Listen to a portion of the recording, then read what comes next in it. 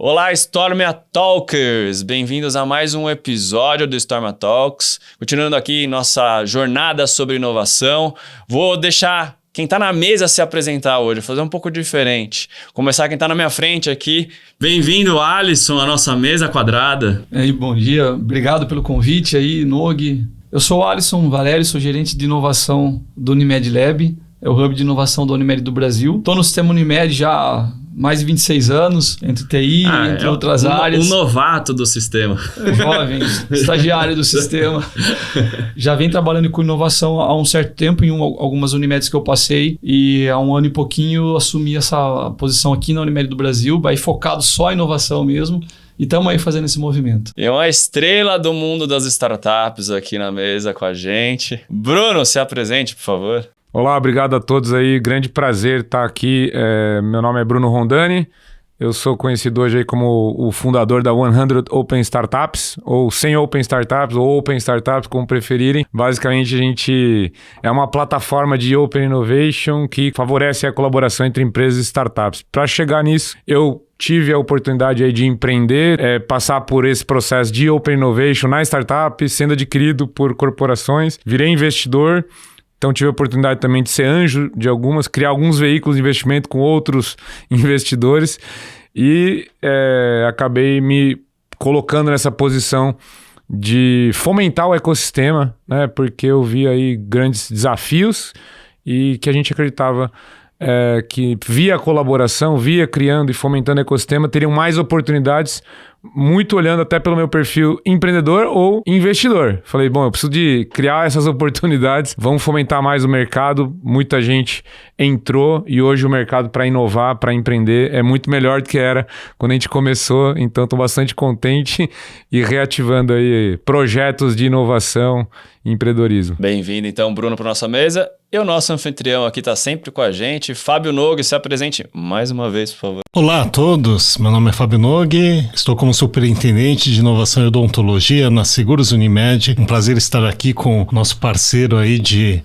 longa data, aí, o Alisson do Unimed Lab, e com o Bruno da 100 Open Startups. Bruno, me fala de onde surgiu a Open Startups, 100 Open Startups. Para os íntimos, 100 Open, né? 100 Open. Não, legal.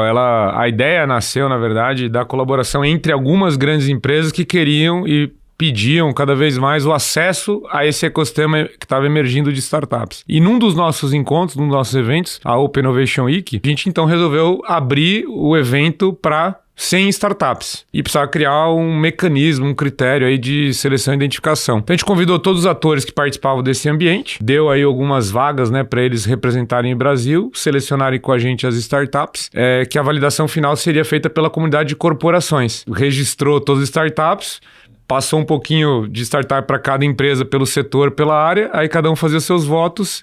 E a gente identificou lá 100 startups que deveriam estar presentes nesse evento. Não era ranking ainda. Era só o evento só inicial. 100 vagas. No evento onde a comunidade de Open Innovation iria se encontrar. Mas qual que eram os critérios para escolher? Que é muito difícil fazer um ranking de startups, né? Tão variável, mas como que era o tipo de critério? Então, mas olha só a original. Foram 17 parceiros que tinham programas no Brasil todo. As empresas, então, elas colocaram grandes temáticas, saúde, educação. Cada temática tinha mais ou menos 10, 15 empresas envolvidas. E aí as empresas, as startups, né, que indicadas pelos parceiros, seus melhores programas, apresentavam as startups e o pessoal decidia. E a gente escolheu, então, as 100 que foram melhores aceitas pelo público do próprio evento. Aí você tem lá 100 startups. Aí lá no evento, a gente fez a avaliação das corporações, de investidores e dos atores de ecossistema. E aí foi incrível. Foi aí que nasceu o ranking, não o movimento Open Startups. Nasceu assim. As corporações pensavam totalmente diferente, de 1 a 100 a ordem. Não tinha correlação com os investidores e não tinha correlação com o ecossistema. Aí a gente chamou o pessoal para falar, peraí, quem tá certo, quem tá errado, qual que é a ordenação mais correta, e aí se criou o critério. Vamos fazer então as 3 ordenações, uma passa a ordenação para outra, então a primeira seria ecossistema, a segunda investidor, a terceira as corporações. As que vocês contratarem mais vão ser anunciadas então na ordem de quem foi então mais contratada. E assim nasceu o critério do ranking. E aí ficou extremamente objetivo. Não tem comitê, não tem avaliação de pequenos grupos ou algum especialista. É quem conseguiu no final gerar mais negócio de Open Innovation com as corporações. Bom, agora como é que cria os critérios de pontuação? Aí entrou o comitê de metodologia para começar a debater se vale uma mentoria ou um investimento. Pô, tem diferença, né? Investimento deve valer um pouco mais. Volume, botei 10 mil reais na parceria ou botei 1 milhão de reais na parceria? Então tem que mudar também. E aí a gente foi criando os critérios e hoje tem um regulamento bem robusto, eu diria, né? Tipo notas de café, né? Como que você seleciona o café? Tem as notas de café. Vamos dar as notas para as startups. Mas só puxar um pouquinho, Noga, depois você puxa aí, só para quem está começando ouvindo aqui, me fala, até um bate-papo entre vocês aqui, o que é o Open Innovation, né? A inovação aberta. Que para quem está ouvindo aqui, que não conhece nada desse ecossistema, fala, cara, qual que é a diferença de uma inovação para uma inovação aberta? O que é isso? Eu acho engraçado essa pergunta mesmo, porque às vezes eu tô falando com alguma pessoa assim na empresa e eu falo Open Innovation, a pessoa, não, mas eu tenho uma área de inovação, a área de Open Innovation a gente começou depois, e eu me pergunto, mas o que é área de inovação e Open Innovation? O que será que é a diferença, né? Na teoria, quando foi criado o conceito Open Innovation, é basicamente assim, dar uma ênfase de igual relevância para a inovação que vem de fora. E também aproveitar a inovação que foi desenvolvida dentro em outros mercados. Então, acho que o trabalho do professor Chesbrough, né, que cunhou o termo e desenvolveu a teoria da Open Innovation, eu entendo e interpreto como dar a mesma relevância para o que é de dentro e o que é de fora, e o que pode ser feito em parceria. Não é nem diminuir nem aumentar, sabe? Não é nem... Porque sempre aconteceu o Open Innovation, mas não existia talvez a mesma, não era dada a mesma importância. Não deram um conceito para isso, não fecharam o conceito. Exatamente, não tinha uma terminologia, não tinha portanto uma estratégia e não se desenvolve uma disciplina. Tá bom, se é tão importante quanto uma ideia que vem de fora, eu eventualmente usar dentro, eu sei que boas ideias, sempre soube que boas ideias podem ajudar, mas você tinha uma cultura mais fechada. Você tende a resistir à ideia de fora. Por quê? Porque você que deveria ter as boas ideias na empresa. Foi contratado, você é pago para isso. Não tive uma ideia melhor que a do colega lá de fora e eu preciso trazer, então o que eu preciso de você, né? Então ele tinha um receio, um executivo, um pesquisador, um inovador dentro da empresa de se abraçar uma ideia de fora porque não era valorizado. A Open Innovation vem dar valor para isso. Se você desenvolveu internamente ou encontrou, é de igual forma relevante. E aí você passa a ter que gerir a tua relação com o ambiente externo, que não se fazia antes com tanta ênfase. Quantas edições que teve o ranking até agora? E como que você tem avaliado a evolução a cada ano da premiação da Open Startups? Fantástico, vamos lá. Então, primeiro, é um ranking que a gente chama de Open Innovation com Startups, é um ranking de Open Startup, mas originalmente a gente falava de aplicação da Open Innovation em outros tipos de ambiente, né? Então poderia ser com universidades, entre indústrias diferentes, que é o cross-industry, ou na cadeia de valor, que seria o Open Innovation entre empresas, e o Open Innovation com startups, né? E nasceu, na verdade, os 3 programas. O de Open Startup acabou virando, inclusive, como a gente é conhecido no mercado, porque é o que mais cresceu, realmente cresceu de uma maneira que nem a gente mesmo imaginava. Veio junto com o crescimento das startups. Então, a gente começou o movimento em 2015, a primeira edição do ranking em 2016, a gente está na 8ª edição já. E realmente a evolução muito marcante, porque a cada ano o ranking foi dobrando de tamanho. Mas uma coisa é você dobrar uma base de 1.000 startups e aí você ranqueia 100, né? E daí começa a emergir essas métricas, né, do que a gente chama de lei da potência, 100, 10, 1, né? Tinham 1.000 startups no primeiro ano, 100 foram premiadas, né? E já agora um pouco mais de 10 delas viraram scale-ups e 1 virou unicórnio. Então essa métrica é bastante marcada também nesse ambiente de Open Startups, tá? Qual que virou unicórnio?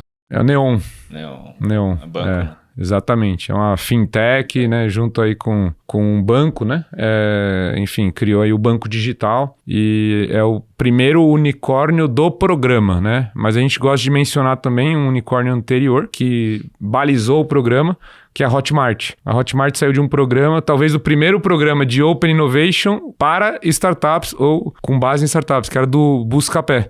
Eles criaram um programa chamado Sua Ideia Vale 1 Milhão, investiram em 5 startups e uma delas era a Hotmart. Então a Hotmart, 10 anos depois, atingiu o status de unicórnio e aí relembra a história e fala, a gente veio de um programa de Open Innovation e a gente está lançando um programa de Open Innovation com startups. Então esse ciclo deu já uma volta. Neon é mais novo, mas é do batch 16, mas eles compraram uma outra startup do ranking chamada MEI Fácil, que também foi bastante relevante na jornada, que é uma startup premiada 2 anos depois, então também tendo esse ciclo, né, de ecossistema, que acho que é tão importante. Mas assim, se a gente for falar, cara, grande mudança assim é massa crítica. Uma coisa antes era você ter um setor se abrindo, outro setor se abrindo, algumas startups em diferentes áreas. Agora é difícil ter algum setor ou alguma tendência tecnológica que você não tem uma massa crítica, assim, um ecossistema formado. O mais recente, né, que talvez o mais fechado até então, foi o de saneamento. Hoje faz parte, tem uma intensidade já alta, né, de relação com startups que antes não existia, né, não tinha isso, tô falando de 3 anos atrás, né. Agora alguns setores, sei lá, fintechs já são movimentos anteriores, né? Mas você acha que aí vem muito do tipo que eu falo de como é financiado os projetos, né? O fintech já está envolvido com quem está com o dinheiro na mesa ali, né? Para um saneamento básico é um negócio tão crítico que a gente fala, cara, por que a gente vai falar disso, né, gente? Tipo, para você, Alisson, né, vou trazer para a conversa, assim, né? Quando a gente fala de saneamento básico, o que tem de inovação no saneamento básico? O que a gente consegue fazer no saneamento básico? Ó, que complexo, né? Pega essa bola curva. Vamos lá. Eu acho que toda área tem a sua complexidade, igual você trouxe aí. Tem áreas fechadas, acho que é uma área fechada também. Mas você vê hoje muitas soluções aí de sair do básico seu, que o Bruno trouxe aqui do fechado, de você trazer, pensando na inovação aberta ou Open Innovation, né?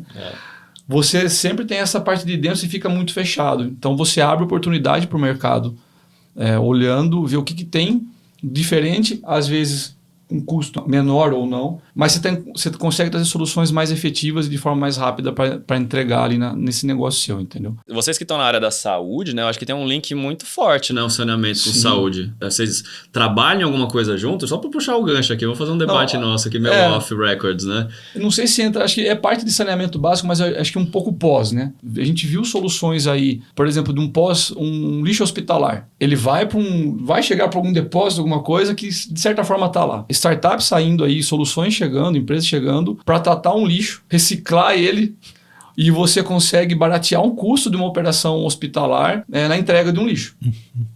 Ou triturando ou reaproveitando e de certa forma ele acaba voltando para um produto hospitalar ali. Então você vê bastante solução surgindo isso, na saúde nessa linha. Então não é o que mais aparece, mas é uma coisa legal, está começando a aparecer. Então não é quando a gente olha só saúde, não é, a gente tem o costume de olhar, a inovação aberta de novo, né, fechando por nosso nicho ali. Eu olho, vou buscar uma startup de saúde olhando para onde? Saúde. E não e a gente vê na plataforma... todo o ecossistema, né, da saúde. É um eco, é o ecossistema. A gente pode trazer para o nosso segmento, mas olhando em volta os outros segmentos aí do ranking, né? A gente usa ali. Quais são, dentro da plataforma, né, da Sem Open, quais são as soluções que tem ali dentro hoje, que não é da minha área, mas que eu posso trazer para a minha área. Acho que é o pensar diferente ali, não olhar só para o seu segmento.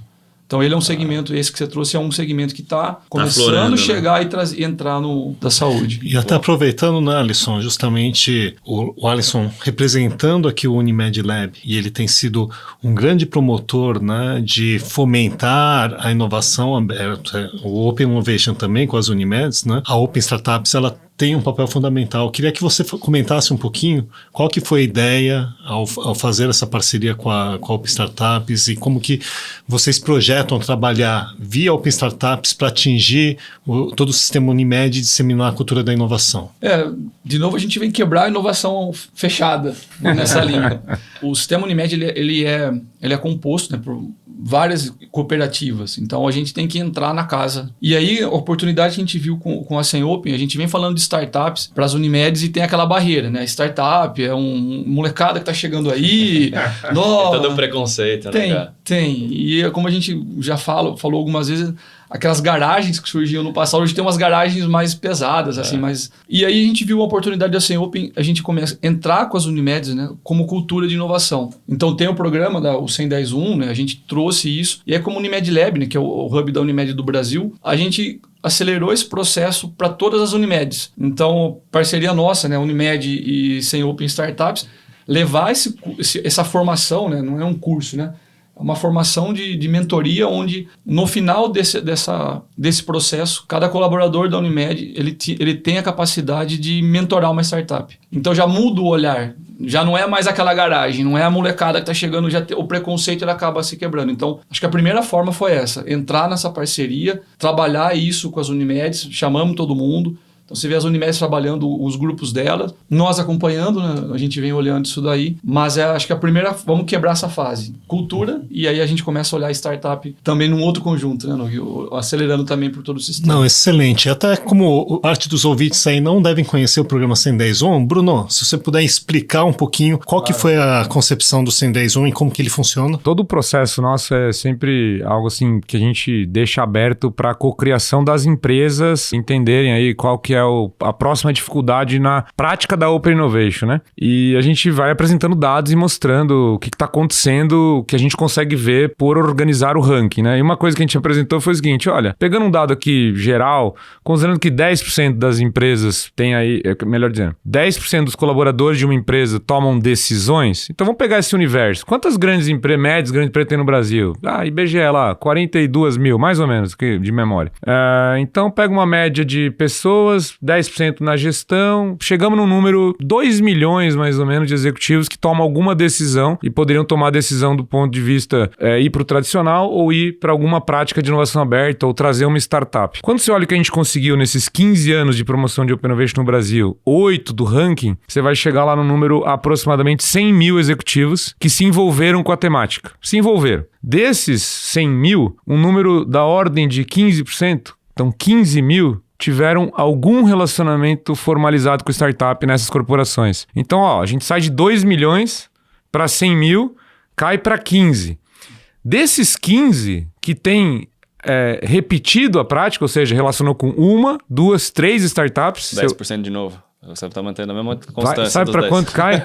Mais ou menos 1.600 pessoas. Claro que esse número vai variando, mas é uma então em 15 anos de Open Innovation, em 8 anos de Open Startups, a gente tem lá no Brasil mais ou menos 1.600 executivos que têm pelo menos 3 experiências com startup. Então, apesar do número ser maravilhoso, quando a gente apresenta o ranking, 4.449 empresas fazendo relacionamento com 3.821 startups, 42 mil relacionamentos. Mas o tamanho do mercado, né? Você fala, puta, não é nada ainda. 2,7 bilhões de reais investidos em projetos de Open Innovation de grandes corporações com startup early stage. A gente fica, né, falando, uau! Quando você entra para analisar, a gente nem começou. É um esporte que está começando agora, que tem 1.600 especialistas. Então, como a gente aumenta isso? Então, a ideia foi a seguinte, olha, se a gente ficar esperando ter oportunidade na empresa, né, o que as consultorias tradicionalmente fazem? Vamos mapear, então vamos definir a estratégia, vamos definir a nossa tese de inovação, vamos definir quais são as grandes temáticas. Todo esse processo vai afunilando, no final você envolve muito pouca gente. E aí, eventualmente, não encontra o parceiro certo. Então, eu falei, como é que a gente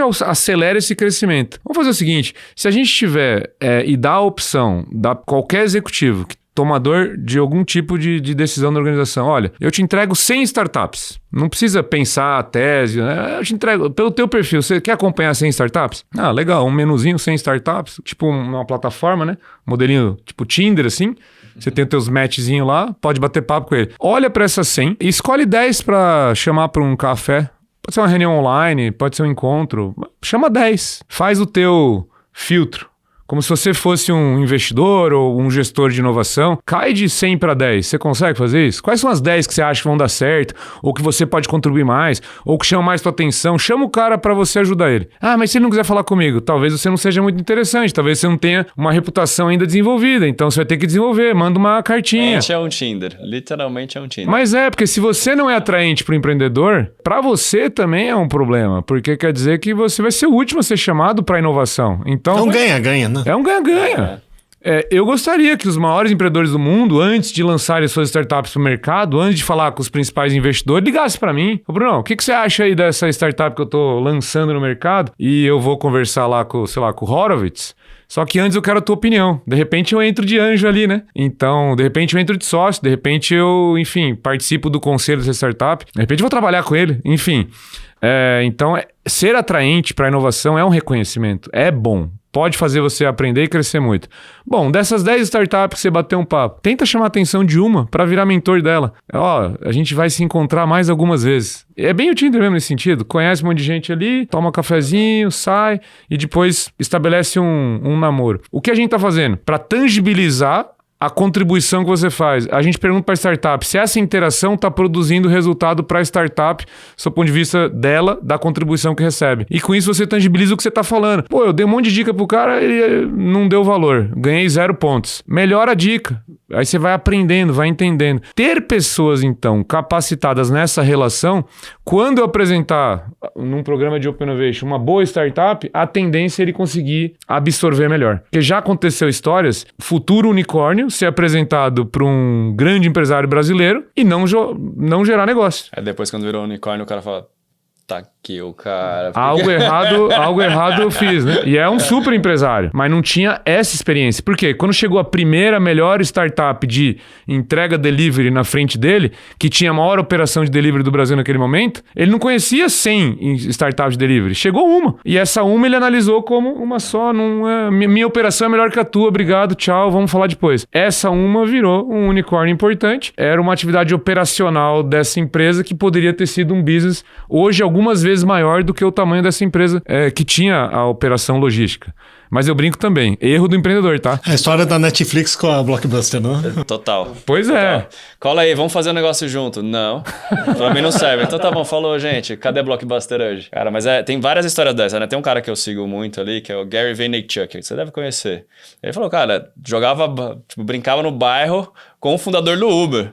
Chamou pra ser investidor, ele não foi. Aí depois virou o Uber e falou, cara, qualquer coisa que vier agora eu vou ter oportunidade. Porque, porra, o cara é meu brother de bairro. Chegou tarde. Cheguei tarde, cara. Mas arrependimento, é né? tipicamente uma pessoa que não participou do programa 110.1, porque ele não reconhece que aquele projeto é bom. Vamos supor, eu jogo futebol, né, alguns anos, 10 anos jogando futebol, tal, sei lá, aí aparece um garotinho com a habilidade do Messi. A gente vai perceber a diferença em relação aos outros? Agora, e no cricket? Alguém faz uma jogada... Nem sei o que é direito, então eu não consigo identificar o Messi do cricket. Eu nunca participei, nunca vi. Né? E na profissão, eu não tô falando de algo que eu vou fazer como um amador, né? Cricket, futebol. É minha profissão, pô. Eu sou, sei lá, médico. Eu posso não reconhecer uma grande transformação ou revolução no ambiente da minha profissão? Eu acho que a resposta hoje é não. E essas transformações vão vir... Grande parte delas vão vir do ecossistema de startups. Então, esse é o racional por trás do programa, tá? Legal, e em termos de conceito, é um pouco daquilo que a gente sempre conversa, né? Sobre se apaixonar pelo problema ou pela solução. Às vezes a gente está tão imerso naquilo lá que, por exemplo, a gente trabalha com plano de saúde, plano odontológico, seguros, de modo geral. A gente foca tanto no produto que a gente esquece da dor que a gente quer resolver. E de repente chega na nossa frente uma oportunidade e a gente acaba desprezando. Por quê? Porque de certa maneira a gente está pegado com aquilo que a gente conhece hoje. Você está muito focado no problema ali, né? E às vezes que a gente brinca, né? Você quer pensar fora da caixa, mas você está trancado dentro dela. E a gente fica aprisionado pelo nosso próprio produto, pelo nosso... Você fica ali olhando, não consegue olhar do lado. Tem outras amarras jurídicas também, né? O que eu posso fazer na empresa ou não? O que o governo deixa eu fazer? O que tem as legislações todas? Eu, como incorporação, uma startup consegue fazer por debaixo ali, tentar outros meandros, né? A gente vê, o Uber tem exatamente isso, né? O Uber não tinha legislação, chegou em um monte de país, tomou porrada quanto a isso, né? Alguma outra empresa de táxi conseguiria fazer o que o Uber fez? Talvez não, porque ela tem as amarras também, né? Tem muito disso também. Como que é pra vocês isso no dia a dia? Né? Tipo, bom, startup, isso aqui eu não consigo fazer ainda. Mas começa a fazer, vamos ver se dá certo. Rola esse tipo de papo, você fala, cara, isso daqui tem uma puta oportunidade, mas na parte fiscal, jurídica, a gente não consegue fazer ainda, a legislação ainda não permitiu a gente. Como funciona isso pra vocês lá? Eu acho que, assim, esse mundo de startups, ele tá ajudando bastante nesse sentido. Acho que a cultura que eles trazem é diferente. Você tem uma vez eu ouvi de um grande mercado aí, ele tem um grande barco, um transatlântico que ele anda, é difícil para virar. A startup é um jet ski, então ele tem um motor diferente ali. Jet ski vira rápido, então vai, volta. Então esse modelo ágil de trabalhar é legal. E ele acaba quebrando um pouco essas amarras, ou de um jurídico, ou de um fiscal. Não é fazer da forma errada, achar formas mais ágeis ou formas diferentes de fazer. Sim, total. E quando a gente olha, por exemplo, foca em saúde ou na parte dentro do nosso mercado mesmo, mas sabendo que tem financeiro, contábil, temos as nossas áreas ali também. A gente, quando você fala de fazer junto, a gente recebe as startups e está pensando de um jeito, achando que o trabalho é do jeito que eles estão conduzindo, né? Ou achando que estão certo, e a gente chama para conversar junto e às vezes criar um produto novo para dar essa velocidade para nós e como o Bruno trouxe dessa parte da mentoria e também dar o caminho. E aí começam a surgir as parcerias que a gente vem criando no sistema e todas as empresas fazem isso, né? Mas tendo essa conversa. Então, desenrola um problema nosso e às vezes criando um novo produto ajudando a startup. E das startups que vocês estão monitorando, assim, quais são as que estão mais destaque para vocês? Aí eu vou dar para cada um, assim, ó, para você, Alisson, para você, Bruno, para você, Nogue. Quais que você fala, cara, esse não precisa dar nome, mas de alguma novidade, assim, que você fala, cara, não, isso daqui eu acho que vai dar negócio, que você está monitorando. Você, Bruno. A gente faz um trabalho de ranking. Quais startups que a gente acredita que a gente possa ter um impacto maior no crescimento delas, né? E aí a gente tenta ficar mais próximo, conversar com elas e tentar fazer deals maiores, vamos dizer assim, levar elas para um patamar o mais rápido possível. Até porque, antes de te responder tão rápido aqui, porque essa resposta é cara, hein?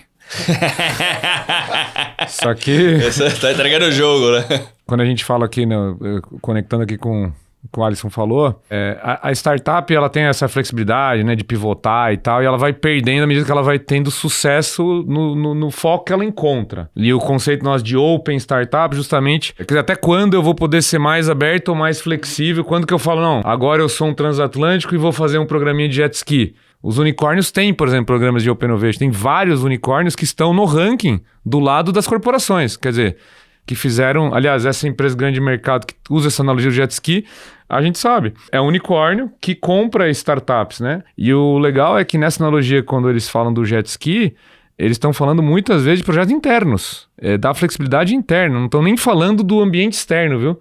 Que deve ser outro nome, sei lá, startups, né? Uhum. O jet ski são equipes da própria empresa que era uma startup. Squads, né? O cara monta um squadinho aqui, ó. Tem uma ideia aqui, ó. Monta um squad aqui, ó. Toca aqui, ó. Isso, com uma visão eventualmente empreendedora. Vai lá, vai. Bom, monta aí, testa esse projeto. Exatamente. Então, assim, do meu lado aqui, eu vou citar, então, que são projetos que eu estou realmente trabalhando. Tem um projeto emblemático que tem o potencial da gente fazer talvez uma das maiores empresas aí de biotecnologia.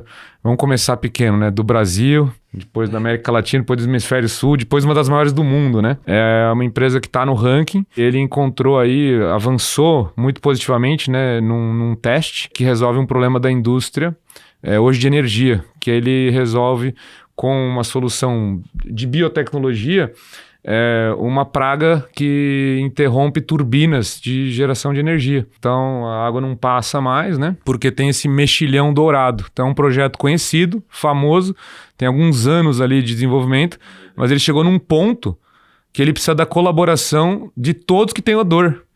E não tem venture capital para isso, porque é uma dor específica, só que aí, conclusão, vamos dizer assim, de uma grande linha de pesquisa que resolve, e ao perceber esse processo, que resolve inclusive o mecanismo de financiamento do setor, que a gente tem o P&D Anel. Então, um projeto emblemático, é um caso fácil de entender, que a gente tem um pesquisador, uma equipe empreendedora, que é da universidade, mas que montou uma empresa, que está há mais de 10 anos fazendo isso, que nasceu num programa prime da FAPESP lá, como pesquisador, então tem toda uma jornada. E ele só precisa agora que as 5, 6, 7, 10 empresas que sofrem a dor e perdem centenas de milhões por ano com essa dor, acreditem no projeto e façam um investimento colaborativo. Porque nenhuma vai pagar a conta sozinha. Porque o P&D é caro. O que a gente está fazendo agora é reunindo uma a uma e colocando as condições. Então é um projeto que a 100 abraçou porque é um modelo. A gente não pode deixar esse projeto de sucesso morrer. Porque o legal, muitas vezes na empresa você testa, depois você descobre que dá certo e que significa que você vai ter que fazer um investimento agora de centenas de milhões e aí você não faz, né? Que é aquela inovação às vezes defensiva. Você às vezes aposta na fase inicial para garantir que, opa, isso aqui é perigoso dar certo, então eu vou me defender dessa inovação. Né? É uma estratégia muito conhecida, porque você tem investimentos às vezes bilionários para colocar em operação uma inovação. E aí pode não ser estratégico naquele momento da empresa. Que eu ia falar de timing. Então tem esse caso aqui, cara, tá acontecendo, eu tô dando a maior visibilidade possível, posso falar, já estamos trabalhando nisso e tá todo mundo convidado aí no crowdfunding aí desse, Muito bom, desse muito bom. projeto. Mas tem outros também, eu vou deixar o Alisson aí.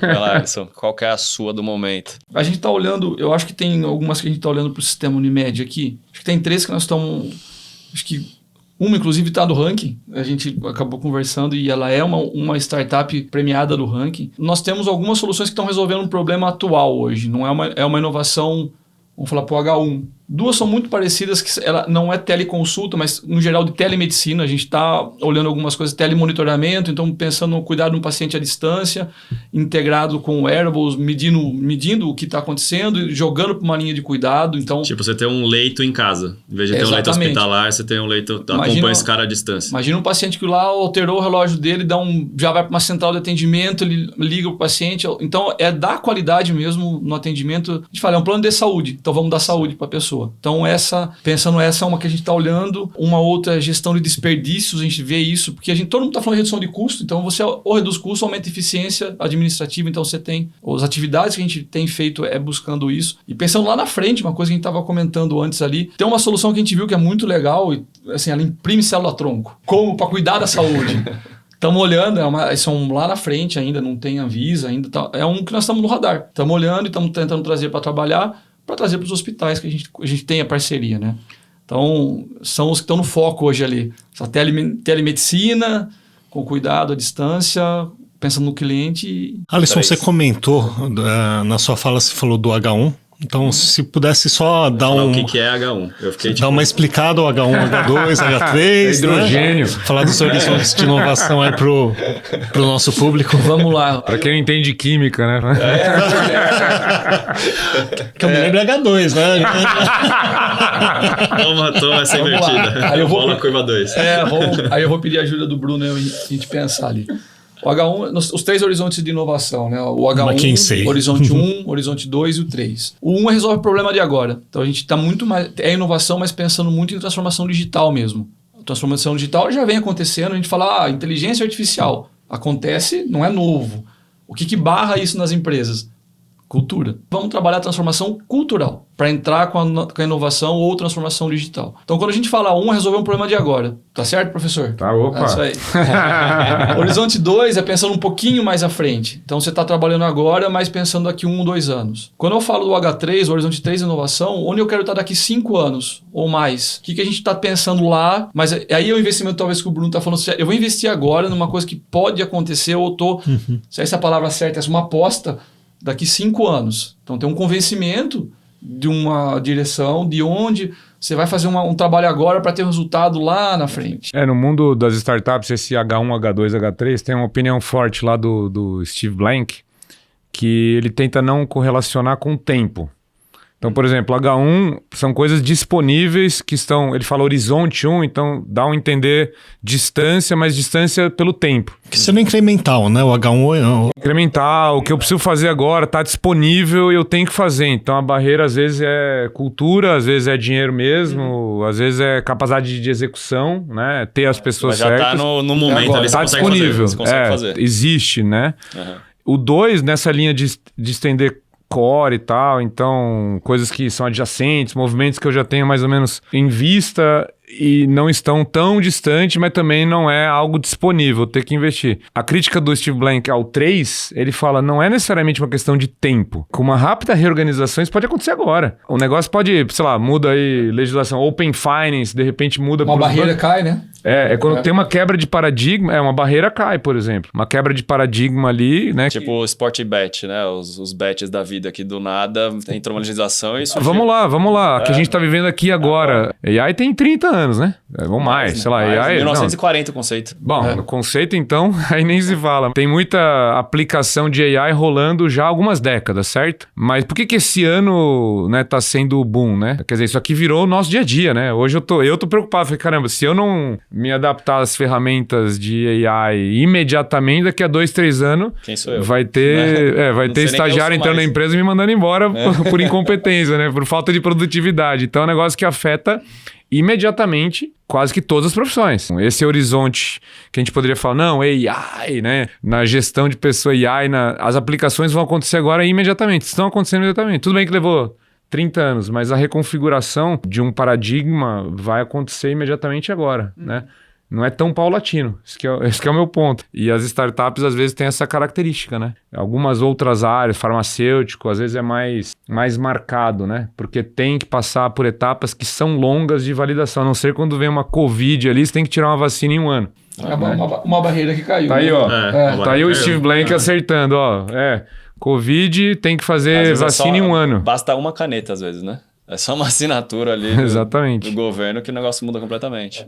Também não vou focar em uma especificamente, eu acho que eu vou comentar mais sobre perspectivas que temos. Então, eu acho que a startup ela tem essa vantagem de buscar solucionar um problema muito específico que às vezes para a organização seria muito custoso ou seria muito demorado e a gente vai lá e já coloca. Então, na parte, por exemplo, de provimento de saúde, temos muitos contratos lá com startups que apoiam em alguma parte da jornada de experiência do cliente, né? Tem outra frente que a gente vem trabalhando no Odonto, por exemplo, eu já comentei uma vez, a gente está trabalhando um projeto PIP da FAPESP, junto com uma startup e conectado com a Fundação Unesp, trabalhando com inteligência artificial para a parte de promoção de saúde bucal. Então, a pessoa, quando ela entra no nosso aplicativo, tem lá a Tina, que é a nossa assistente virtual, que ela faz uma interação, NLP, né, o processamento de linguagem natural, interage com a pessoa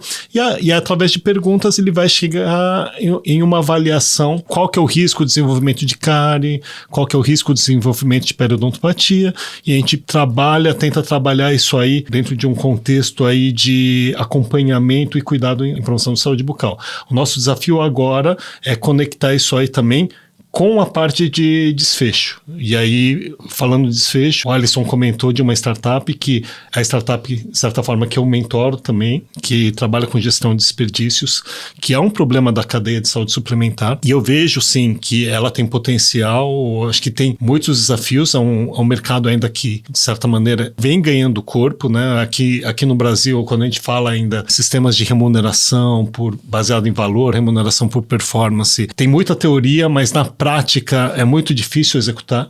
Até a questão regulatoriamente, como que a gente vai implementar ainda gera muita discussão. Então não deixa de ser também um processo inovativo para nós. A gente vem conversando também com eles, com uma outra empresa também, que é uma consultoria, que é especializada na parte de remuneração baseada em valor, para ver se a gente corre um programa em odonto. Então eu vou comentar assim, são alguns horizontes possíveis, assim como a gente também está conduzindo com uma outra startup de inteligência artificial que trabalha a partir da imagem da radiografia, já meio que faz o screening inteiro, já é inteligência artificial, identificando anomalias, identificando estruturas, para poder, de certa forma, trazer benefício para a parte de auditoria e de avaliação de qualidade. Então, eu vou dizer de frentes, né? Então, acho que tem aquela incremental, onde startups já estão bem estabelecidas, a gente já consegue plugar, e tem a parte do complexo, do desconhecido, que a gente está trabalhando junto com a startup, a gente não sabe muito bem como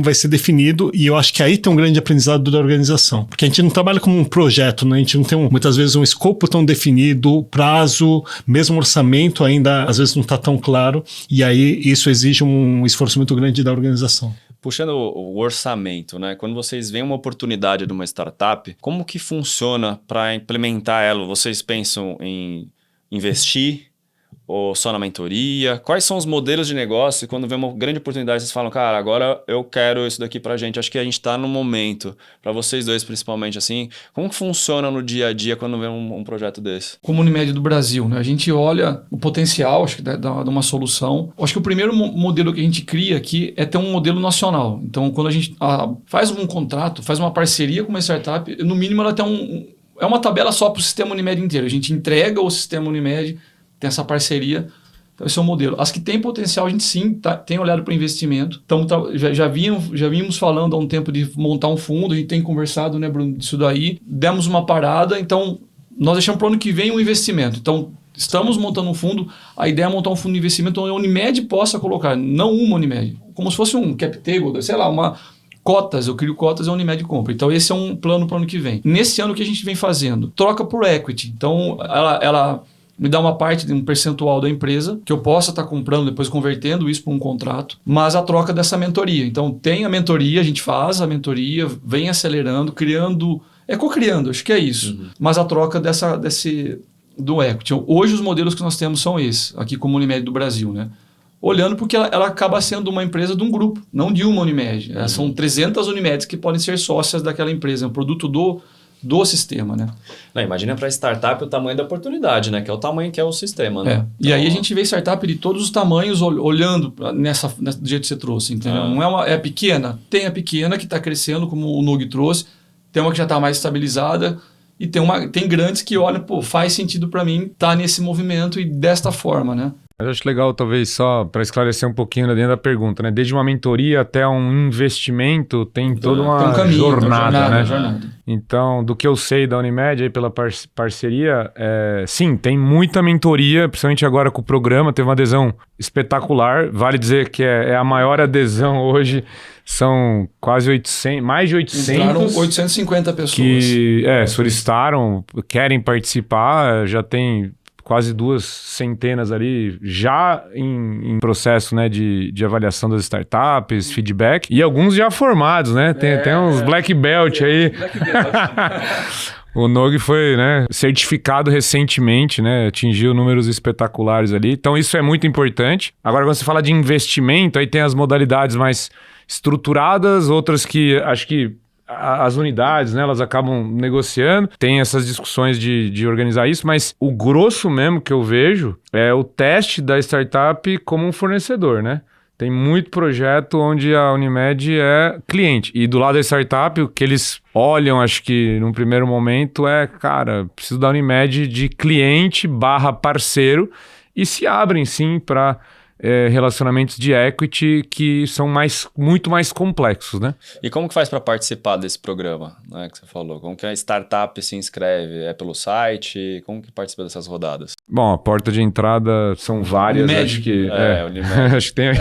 Assim, hoje o Bruno trouxe bem. Tem algumas Unimed já investem, já tem um modelo de investimento, né, Bruno? Hoje, assim, o Unimed Lab ele é o hub de inovação ali do sistema. Hoje nós temos mapeado, com o nosso são 15 hubs, né, que são dedicados a isso. Lógico que os das Unimedes eles são focados em buscar as startups para trazer dentro daquela Unimed ou do estado, e a gente vem apoiando quem não tem e quem tem, a gente faz um trabalho em conjunto. O próprio Storm, né, é um trabalho em conjunto que a gente tem aqui. Mas, um canal de entrada, o LinkedIn, lá, o Unimed Lab, o site, nossa, a gente acha lá tem o formulário de entrada para como participar com a gente. Esse é um caminho. O outro, a gente tem conversado muito, tem soluções nossas que vêm de plataformas. A Senhopen é uma que nós temos muito contato ali. Até aproveitando isso que o Bruno trouxe, né? Nós temos hoje 172 pessoas, quase 200 pessoas ali que estão nesse processo. Temos com o Nog, né? O Nog é um que se formou ali. Nós temos 17 pessoas do sistema Unimed para se formar. Estão na fase final lá do namoro lá com a startup para entregar o produto. O Senhopen, a plataforma 110.1, para nós, ela virou uma entrada de startup. Então, qual que é a ideia agora? Pegar essas pessoas que estão na fase final de formação, as startups mentoradas delas serão apresentadas para todo o país. Então, pegar cada mentor, trazer a sua startup e eles apresentarem para o sistema Unimed.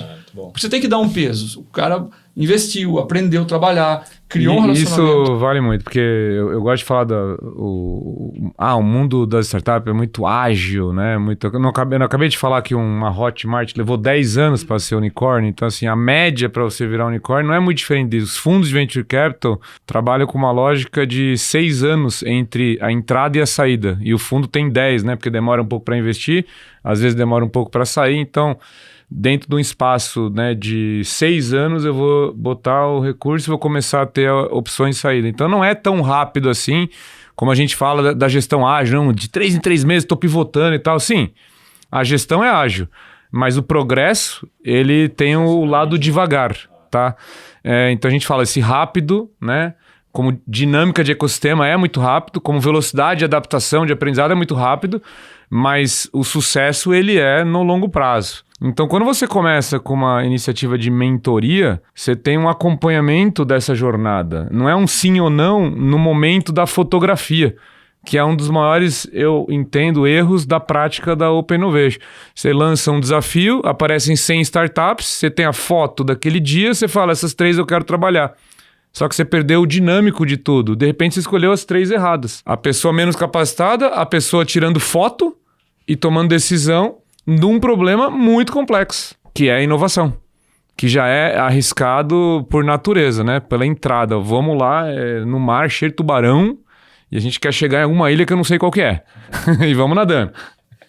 A melhor definição, exatamente isso. Daí o jet ski, daí você vai, então se prepara para enfrentar, volta, viu que o negócio não é tão fácil, se prepara um pouco mais, vai com um barquinho agora, né?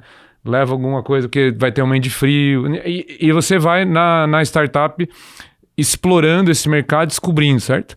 Então, a mentoria ela tem um papel, acho que, fundamental nesse processo. Quando você vira sócio da startup, aí você está numa estrutura como essa, você está no board, no conselho, eventualmente, você está arriscando já muito mais, não é só a posição de equity, né?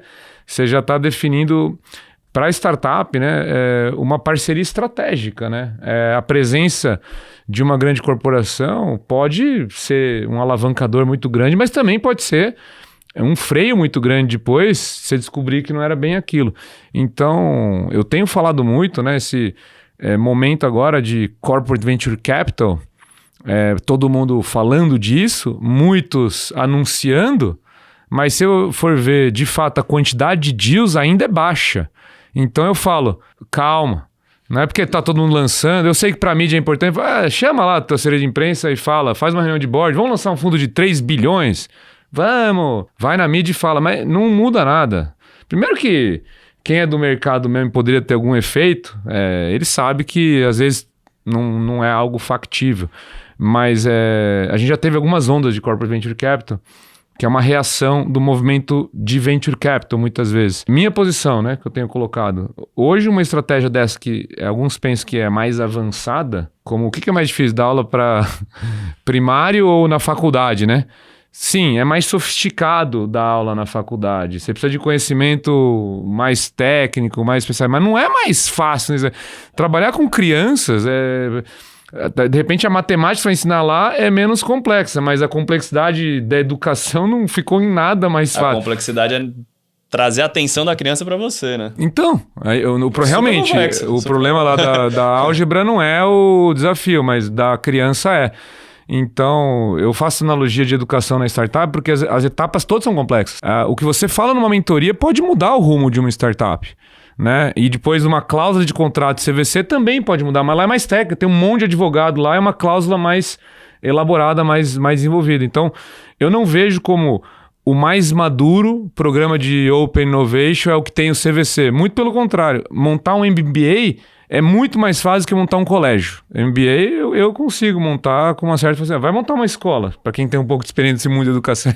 É uma base muito mais... você tem que ter uma relação com as famílias, com o bairro. Hoje montar um curso online ali com conteúdo mais avançado que tem, você chama aí alguém, bota lá. Por isso que a Hotmart é um unicórnio, inclusive. Sim.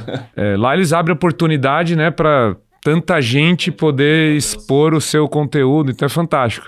Mas o que eu quero dizer, né, nesse sentido, tem que ter, eu acho que a experiência e o relacionamento, e as startups têm que cruzar esse mar, vamos dizer assim, ou essa arrebentação da credibilidade, de você ver como é que essa relação evolui. Você fala, pô, mas aí vai ficar muito... Eu quero um parceiro amanhã. Tudo bem, você como startup nesse momento precisa de um tipo de parceiro e tem que ser imediato. Mas um mau parceiro é muitas vezes o fim do projeto. Então, para quem vai empreender, saber que tem esse longo prazo, saber que tem alguns momentos que você precisa de água ali ou você está morrendo de sede. Quem que vai te dar essa água, né? Vão ser as relações que você veio construindo. E você vai precisar de parceiros diferentes em etapas diferentes também. De repente, a Unimed hoje, com um parceiro de investimento para uma startup, não está validado o suficiente. Né? E o cara, de repente, investe aqui. Não, de repente aqui é melhor você ter um anjo, que ele vai ser mais flexível também. É uma coisa assim que tem que estar muito presente na cabeça dos empreendedores. Eu acho que eles têm isso. Tem às vezes uma ansiedade porque está sempre acabando o recurso, mesmo os unicórnios agora, né? vai ter que fazer um down round, vou ter que fazer uma captação num valor menor e vai acabar o dinheiro, então eu tenho que buscar um equilíbrio aqui das contas mais rápido do que deveria. Mesmo as grandes têm esse problema. As pequenas é porque realmente, né, ainda não conseguiu o cliente, ainda não está faturando, então ela vive de um pequeno investimento, aí vai trabalhar essas rodadas. Mas é um plano de timing para todos e para as grandes corporações também. Porque você está, às vezes, numa posição muito confortável de ter lá um grande business, só que você vê aquilo também, eventualmente, não se sustentando no longo prazo. Mas a preocupação do executivo, que eu acho que eu gosto de trazer para o lado da pessoa, tudo bem. Tem 10, 15 anos para, por exemplo, uma Unimed manter esse modelo ainda muito relevante, mas que vai mudar. Mas você não vai chegar até o final, não. Que nem técnico de futebol.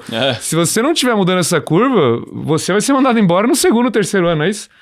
Não é? Ou você acha que o CEO vai ficar lá 20 anos vendo a empresa ir pro buraco? Vai ter uns 10 CEOs tentando fazer a rampinha. Então, timing também é fundamental na vida do executivo, tanto quanto de uma startup. E é isso que às vezes eu vejo que o executivo não percebe. Porque no fim do mês ele tem o salário, a startup está mais ansiosa. Mas se a gente pegar no ano, a startup fecha a rodada de investimento no ano e a pessoa tem que renovar as metas do bônus da promoção. Então, timing é muito importante. A discussão é a hora certa da gente estar falando agora e sobre o quê? Sobre eu te dar pequenas contribuições ou sobre eu fazer um investimento, né? Eu gosto sempre de colocar essa dimensão do timing para o sucesso de projetos de inovação, principalmente em colaboração, quando os times têm percepções diferentes.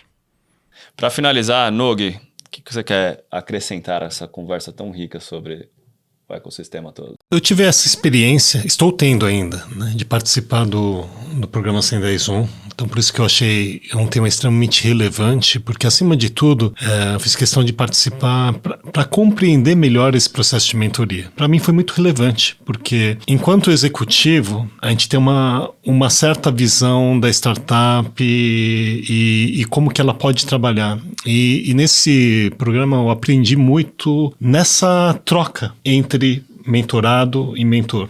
Então, ter a oportunidade de fazer essa construção conjunta, compreender a startup não como um mero fornecedor, mas entender o que ela pode trazer também de aporte em termos de aprendizado corporativo, tudo mais, faz toda a diferença, entendo.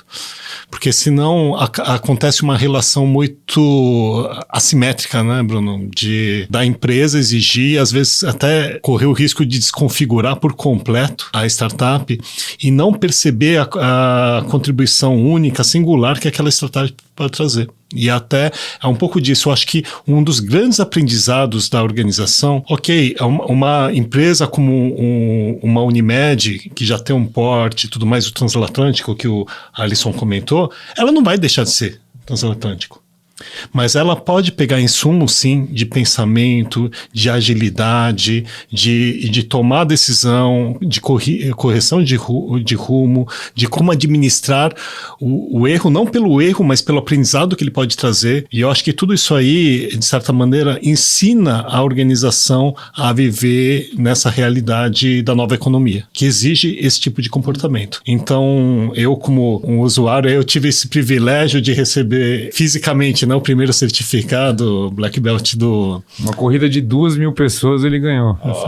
Não é brincadeira. Eu acho que isso aí tem sido...